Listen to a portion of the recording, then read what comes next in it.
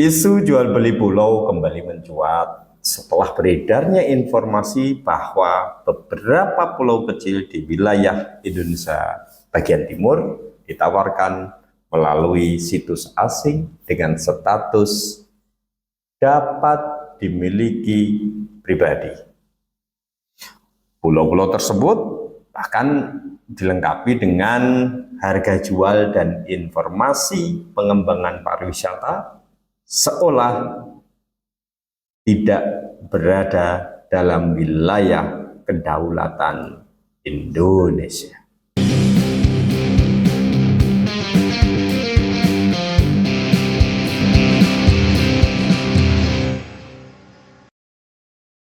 Pulau-pulau di Indonesia yang sempat masuk dalam situs asing privateislandonline.com memang tidak berpenghuni dan luasannya hanya berkisar di puluhan hektar meter persegi saja memang.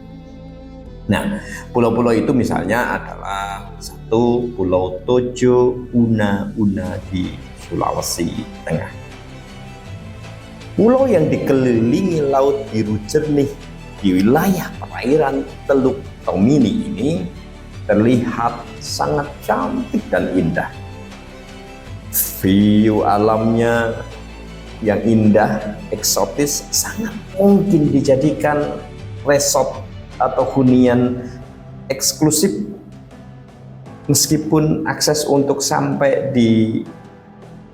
ke Tojo Una ini tidak mudah. Ya, karena memang membutuhkan transportasi pribadi dengan infrastruktur yang pribadi pula. Pulau Tojo Una ditawarkan sebesar 18 miliar rupiah.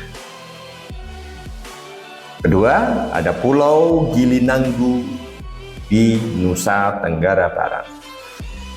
Lokasi Pulau Gilinanggu cukup dekat dengan Lombok.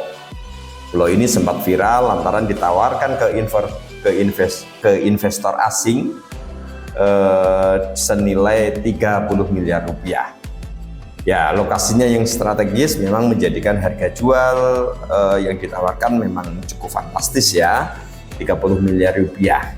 Harga itu memang termasuk atau lengkap dengan akses pantai pribadi, kemudian izin pembangunan dan dermaga kecil. Nah, ketiga ada Pulau Kelor di Nusa Tenggara Timur.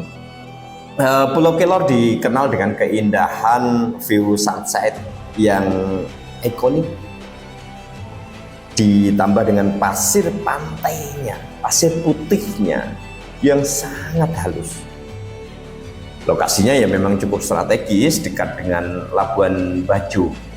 Ya, pulau ini ditawarkan untuk dijual atau disewa jangka panjang oleh pihak swasta dengan estimasi harga antara 25 sampai 40 miliar rupiah.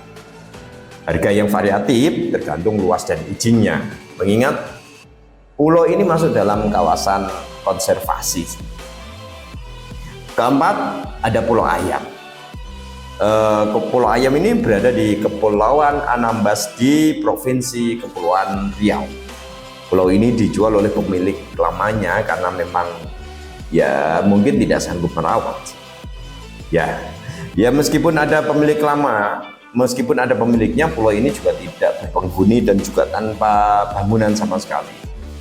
Ya, Pulau Ayam terkenal sebagai pulau yang sangat private dengan daratan yang luas dikelilingi hutan bakau, dan oleh pemilik pulau ini ditawarkan 12 miliar rupiah, nego tipis. Ada kemudian Pulau Panjang di Nusa Tenggara Barat. Oleh pemilik, Pulau Panjang ini awalnya dimanfaatkan sebagai lahan konservasi.